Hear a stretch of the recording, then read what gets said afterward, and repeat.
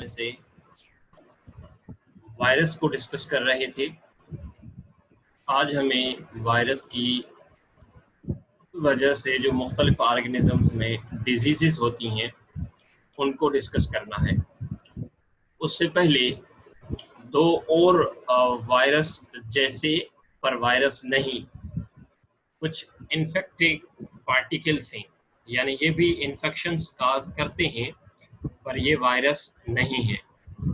उनमें एक चीज़ nucleic acid है और दूसरी चीज़ जो है वो प्रोटीन है।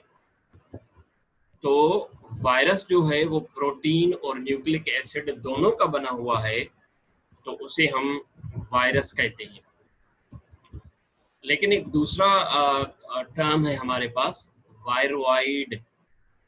तो ये जो वायरोइड है ये वायरस नहीं बल्कि वायरस से भी एक सिंपल टाइप का इन्फेक्टिंग पार्टिकल है जो कि सिंपल एंड स्मॉल पैथोजन है, which is only a circular molecule of RNA। तो वायरोइड की डेफिनेशन ये है कि it is a simple type of infectious particle made of circular RNA, जो कि बना हुआ होता है किसका? सर्कुलर RNA का। इसके अलावा ये बना हुआ है किस चीज का? नेक्ड, यानी खुला हुआ है, इसके ऊपर कोई भी कवर आपको नहीं मिलेगा। वायरस के ऊपर कैप्सिड का कवर जरूरी है, but in case of viroids no any type of capsid over it. अगर कैप्सिड होगा तो फिर ये वायरस बन जाएगा, कैप्सिड नहीं है इसलिए ये वायरोइड है। It is naked, consists of several hundred nucleotides long। इसकी जो साइज है वो several hundred nucleotides long होती है, यानी ये सिंपल टाइप का है, कुछ 100 न्यूक्लियोटाइड्स इसमें पाए जाते हैं, तो ये वायरस से बिल्कुल छोटा होता है बहुत। Viroid do not encode protein, ये कोई भी प्रोटीन वगैरह इनकोड नहीं करवाता, ये याद रखना है। तो फिर कैसे ये डिजीज काज करता है जबकि अपनी कोई प्रोटीन वगैरह भी ये नहीं बनवाता? तो but can replicate in host plant cell, और ये भी याद रखना है कि ये सिर्फ और सिर्फ इन्वेड करता है किसको? प्लांट को। तो ये प्लांट के सेल के अंदर जाकर सिर्फ और सिर्फ अपनी कॉपियां बनवाता है। तो इसको कॉपी बनाने के लिए जो मटेरियल चाहिए, यानी जो न्यूक्लियोटाइड्स चाहिए, जो एनर्जी चाहिए, जो रॉ मटेरियल चाहिए, वो प्लांट के सेल का इस्तेमाल होता है। तो इसलिए ये प्लांट के सेल के अंदर मेटाबॉलिक खराबियां या उनके अंदर मुख्तलिफ डिफिशिएंसीज जो हैं वो आती हैं। But can replicate in host plant cell by using host enzyme and host material. Host cell के एंजाइम भी इस्तेमाल करता है और होस्ट सेल का मटेरियल भी इस्तेमाल करता है, इसलिए उसको नुकसान पहुंचता है। अदरवाइज ये प्रोटीन वगैरह बनाकर कोई दूसरी जो चीज है वो सेल के अंदर नहीं करता। These RNA molecule can disrupt the metabolism of plant cell and stunt the growth of whole plant। अब चूंकि ये प्लांट से मटेरियल लेता है अपने आप को बनाने के लिए, तो इसलिए प्लांट का मेटाबॉलिज्म जो है वो डिस्टर्ब होता है, जिसकी वजह से प्लांट की जो ग्रोथ है वो रुक जाती है या कम हो जाती है। इसको हम कहते हैं स्टंटेड ग्रोथ। तो प्लांट की ये ग्रोथ को स्टंट करता है। किस तरह से बना हुआ होता है? ये एक आरएनए की स्ट्रैंड है, आप देखें, और ये आरएनए की स्ट्रैंड घूम के जो है वो एक सर्किल बना रही है। तो इधर ये इस तरह से नजर आ रहा है क्योंकि जो ये स्ट्रैंड पूरी इस तरह से वैसे घूमी हुई होती है, लेकिन स्ट्रैंड में मौजूद जो न्यूक्लियोटाइड्स हैं वो आपस में हाइड्रोजन बॉन्ड बना लेते हैं, क्योंकि ये सर्कल के फॉर्म में होता है ना, तो हाइड्रोजन बॉन्ड के बनाने की वजह से ये एक दूसरे के करीब होते हैं। तो यूं ये डबल स्ट्रैंडेड नजर आ रहा है, असल में डबल स्ट्रैंडेड है ही नहीं, ये एक ही स्ट्रैंड है जो घूम के इधर आ रही है। ठीक है ना बेटा? सो सिंगल स्ट्रैंडेड सर्कुलर मॉलिक्यूल है, लेकिन एक स्ट्रैंड जो है जब यूं घूम के वापस आती है तो उस स्ट्रैंड के ही जो आपस में आमने सामने वाले नाइट्रोजनस बेसिस हैं, अगर उनकी बेस पेयरिंग जो है वो कॉम्प्लीमेंट्री होती है, यानी इधर सामने पर एडिनाइन है और दूसरी साइड पर यूरासिल उसके सामने होता है, तो वो आपस में हाइड्रोजन बॉन्ड बना लेते हैं। यू साइटोसिन जो है वो गॉनिन से हाइड्रोजन बॉन्ड बना लेती है, तो इस तरह से उसकी स्ट्रक्चर जो है वो यूं फोल्डेड बन जाती है या सर्कुलर फॉर्म में बन जाती है। तो याद रखना है, viroid single stranded circular molecule है, ये प्लांट का पैथोजन है। कैसे ये पैथोजेनिसिटी काज करता है? कोई प्रोटीन वगैरह नहीं बनाता, जस्ट अपने आप को रिप्लिकेट करता है। तो चूंकि ये प्लांट से मटेरियल लेता है अपनी रिप्लिकेशन के लिए, तो इस वजह से प्लांट की ग्रोथ स्टंट होती है, उसका मेटाबॉलिज्म डिस्टर्ब होने की वजह से। So very simple. दूसरा इन्फेक्टियस पार्टिकल है prions, PRIONS, prions. It is thought that prions are misfolded protein, यानी ये कोई मिसफोल्डेड प्रोटीन है, यानी प्रोटीन का जो नॉर्मल फोल्ड होना चाहिए किसी भी प्रोटीन का, उसमें कोई मिसफोल्डिंग हो गई है किसी अमाइनो एसिड के इधर उधर होने की वजह से, बॉन्डिंग के इधर उधर होने की वजह से। सो दीज मिसफोल्डेड प्रोटीन जो है, जब ये किसी भी सेल में आती है तो नॉर्मल प्रोटीन्स के साथ इंटरेक्ट करके उनको भी खराब करती हैं, जिसकी वजह से कोई ना कोई जो है वो डिजीज या बीमारी हो जाती है। So it is thought that prions are misfolded protein. It causes number of brain disease including scrapie in sheep and mad cow disease. ये कुछ जो है वो प्लांट्स की डिजीजेज हैं जिसकी वजह से उनकी जो दिमागी हालत है वो डिस्टर्ब हो जाती है, तो इस तरह की डिजीजेज वो काज करते हैं। अब सवाल ये है कि ये डिजीज काज किस तरह से कर रहे हैं। कॉजेटिव एजेंट जो है वो तो हमें पता लग गया कि मिसफोल्डेड प्रोटीन है। So it can not replicate itself. Viroid अपने आप को रिप्लिकेट कर सकता है, प्रियॉन अपने आप को रिप्लिकेट नहीं कर सकते, ये आपको याद रखना है। उसके अलावा but it converts normal protein in misfolded protein. ये किस तरह से जो है डिसऑर्डर काज कर रहा है कि ये नॉर्मल प्रोटीन के साथ इंटरेक्ट करके उनको भी मिसफोल्डेड में तब्दील कर देगा। अब जब हमारी बॉडी के सेल्स की कोई भी प्रोटीन नॉर्मल से एबनॉर्मल हो जाए तो उस प्रोटीन का जो फंक्शन है वो डिस्टर्ब होगा, जिसकी वजह से जो है वो डिजीज होती है। In this way their number increase in the cell.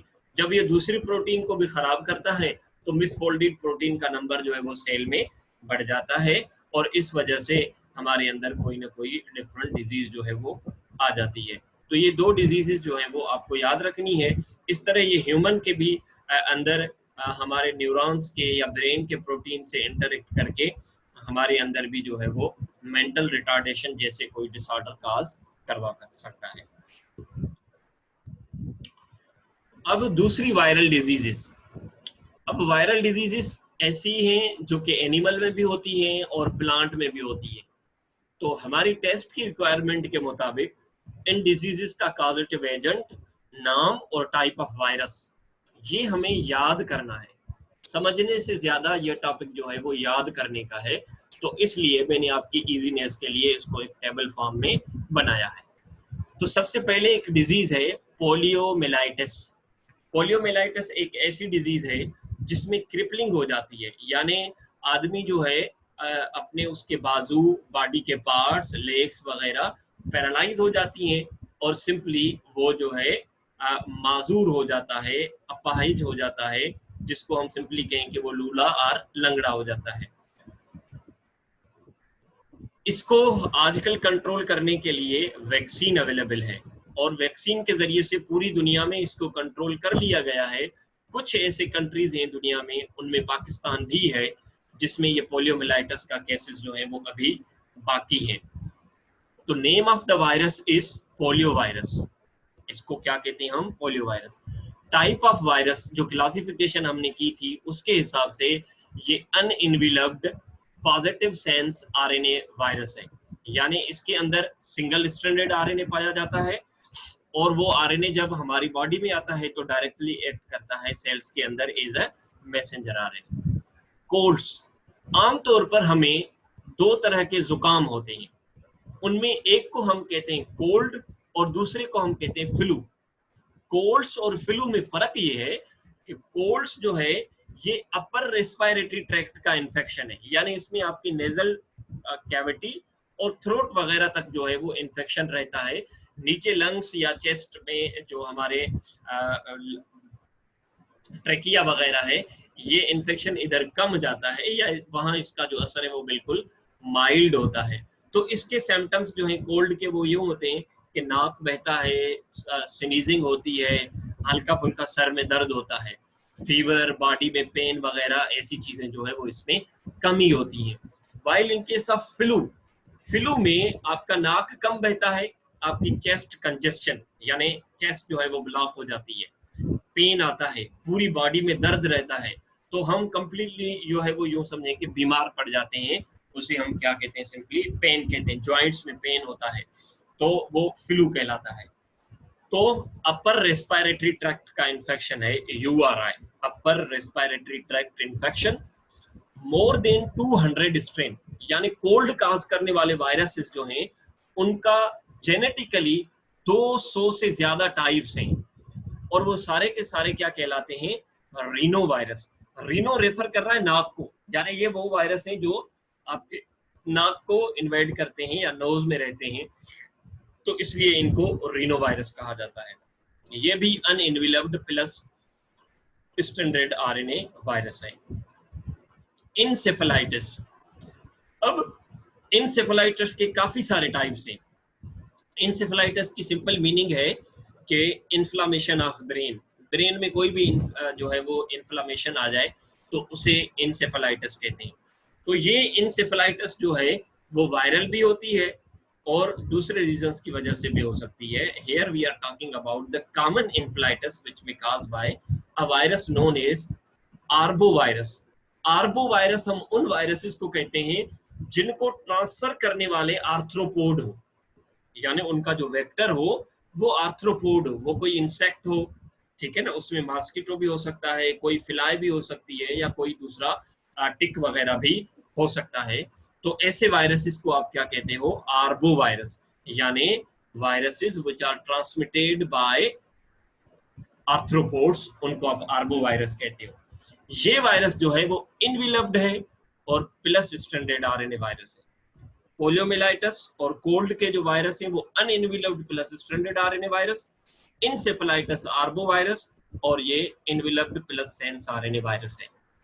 Dengue fever, आमतौर पर डेंगू फीवर आपने सुना है, बहुत इसका चर्चा खबरों में भी चलता है। तो इसको ट्रांसफर करता है एक मॉस्किटो, तो वेक्टर इसका जो है वो मॉस्किटो है। उस मॉस्किटो का जो टाइप है वो है anopheles, sorry aedes, aedes aegypti, उस मॉस्किटो का नाम है ये। एडीज उसकी जीनस है, इजिप्टी उसका स्पीशी है। तो Aedes aegypti is a type और name of the mosquito which transmits virus. कौन सा वायरस, डेंगू वायरस। ये डेंगू वायरस जब वो बाइट करता है तो उसके सलाइवा में होता है, जब सलाइवा उसका हमारी स्किन में जाता है तो उसके साथ ये वायरस भी होता है, तो इस तरह ये वायरस हमारी स्किन में आ जाता है। तो dengue fever is transmitted by Aedes aegypti. Dengue fever is caused by dengue virus. Causative agent dengue virus है, उसको ट्रांसफर करने वाला जो वेक्टर है वो एडीज इजिप्टी है। तो मॉस्किटो भी चूंकि आर्थ्रोपोड है तो इसलिए ये वायरस भी क्या है, आर्बो वायरस है। और enveloped plus stranded RNA virus है ये भी।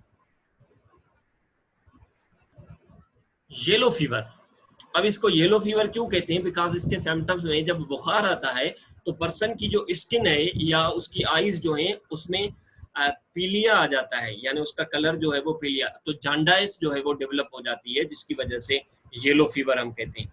ये भी आर्बो वायरस है, ट्रांसफर करने के हिसाब से इसको भी एक आर्थ्रोपोड ही ट्रांसफर करता है, और वो भी एडीज इजिप्टी मॉस्किटो ही है।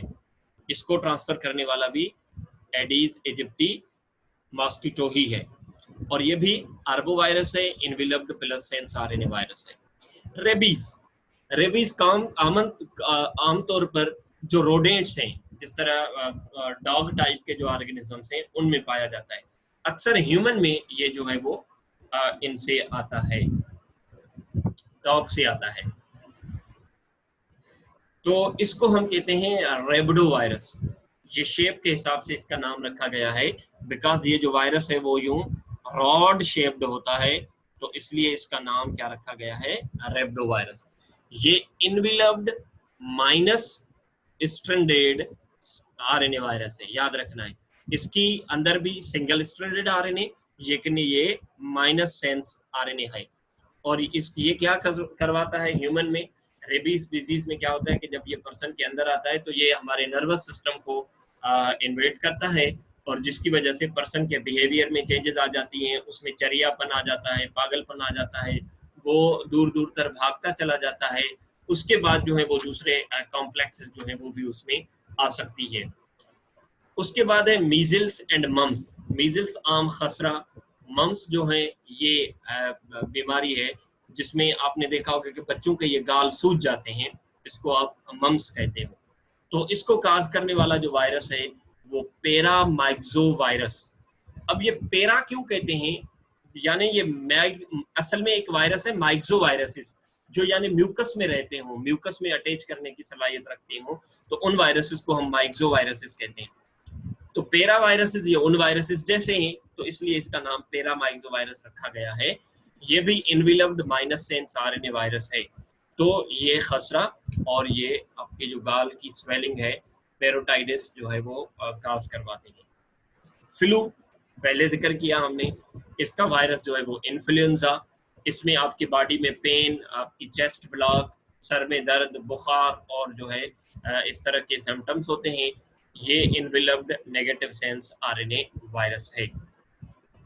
तो ये पोलियो का आपको केस नजर आ रहा है कि इस बच्चे की जो टांगे हैं वो बिल्कुल पैरालाइज हुई हुई है, तो ये माजूर हो चुका है अब पोलियो की वजह से।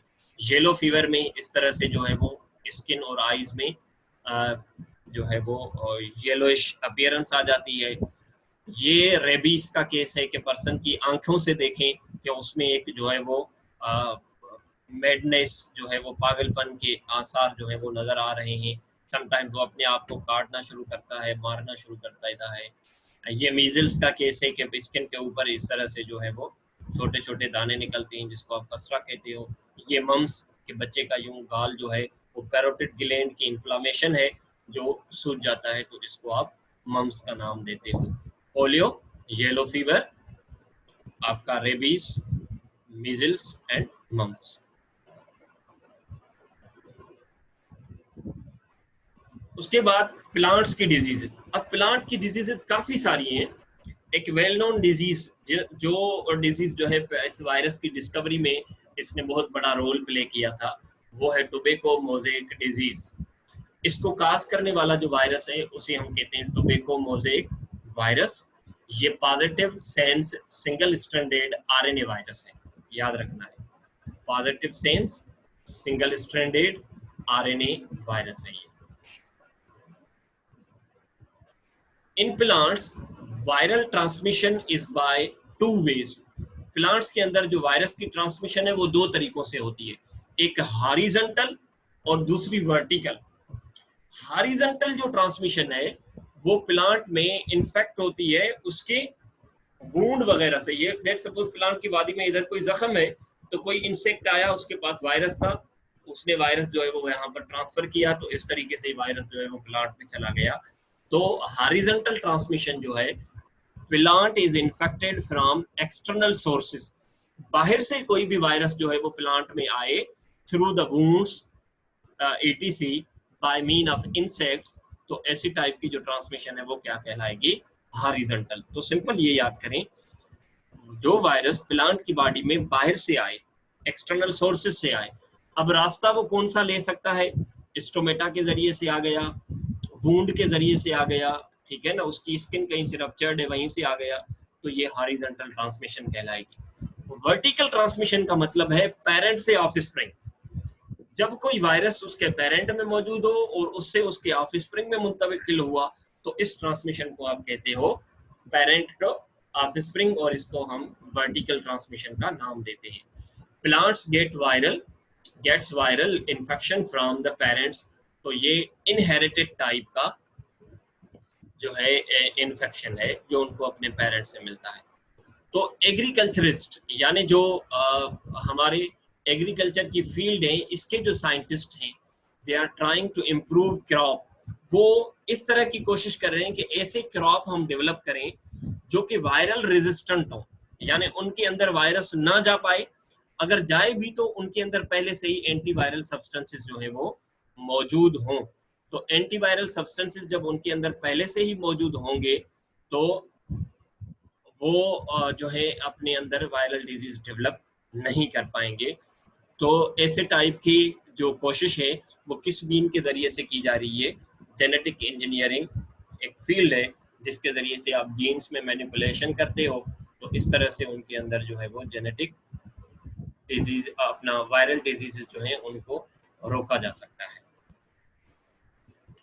अब वेल नोन डिजीज है एक हमारे पास जिसको हम कहते हैं एड्स। तो एड्स और हेपेटाइटिस ये दो डिजीजेस हैं जिसको हमें अपने इस लेक्चर में बहुत ही डिटेल से डिस्कस करना है। तो यहाँ तक अगर कोई बेटा क्वेश्चन है तो पहले पूछें।